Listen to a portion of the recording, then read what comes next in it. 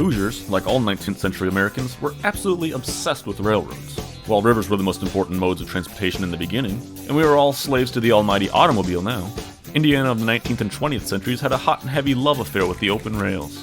Just like with river features, geography blessed the Hoosier state with strategic location, as railroads spread east to west in the 1840s.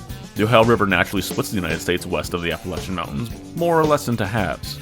So a traveler going west would either have to go south of the Ohio River on a roundabout trip over mountains in the south, gross, or was forced to go north of the river through Ohio and the flat Hoosier state on his or her voyage further west up to the frontier or to new rail centers like Chicago or St. Louis. Indiana's first railroads, naturally, came out of southern river ports. The Madison-Indianapolis Railroad was first, becoming operational in 1841 and connecting that port with the state capital. Starting out as little more than 5-mile-per-hour novelties, it was soon big business, and with each year new railroads emerged in Indiana. Back when railroads only went from one town to another, it's pretty easy to discern where a railroad goes. The Madison in Indianapolis, Terre Haute in Richmond, Peru in Indianapolis, Indiana Central, and Lawrenceburg in Upper Mississippi. Now the recognizable bones of modern Indiana emerged with Indianapolis as a central rail hub. The formerly disconnected capital was finally able to claim the throne as a logistical and cultural center of the Hoosier state. And by 1850, each individual rail line had established a station and terminus in Indy, all within walking distance of the circle. New technologies lead to new problems, and obviously this caused headaches trying to plan out what train was departing at what station and when.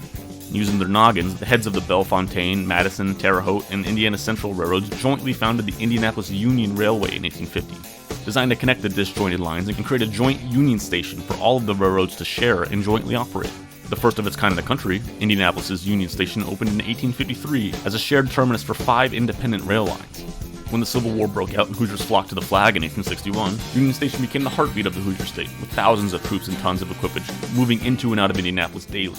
An old Indiana city ballooned in strategic importance because of this conflict. Farm boys and Hoosiers from rural towns saw firsthand the convenience and opportunity of railroads, and the rail boom grew further in the wake of the Civil War. Towns like Columbus, Shelbyville, Richmond, Kokomo, Anderson, Terre Haute, and LaPorte, to name a few, quickly grew away from rivers as rail junctions after and during the war.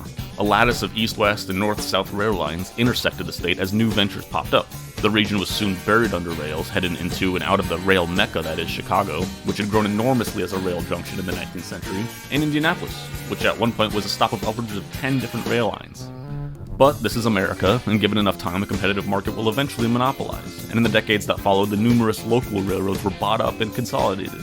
One by one, these small independent lines were merged into each other, so now only CSX and Norfolk Southern are the heavy freight hitters in Indiana, while sparse Amtrak stops and the South Shore Line are the only remaining passenger lines.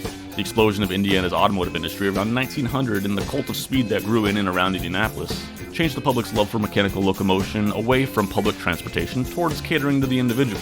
In the decades after the Second World War, everyone bought new cars, moved to the suburbs, and automotive lobbyists took this opportunity to convince local municipalities to uproot their costly commercial rail networks in favor of expanding road infrastructure, leading us to the present, where the web of inner-city rail lines that once spanned Indiana was both built and demolished in just a century. And while rail traffic hasn't disappeared to the extent of riverine freight and passenger traffic, it's still a far cry from its heyday 100 years ago. Today, both media have been thoroughly overshadowed by the third R of interconnectivity, which we will summarize next time when we conclude this series and finally put the roads into Crossroads of America.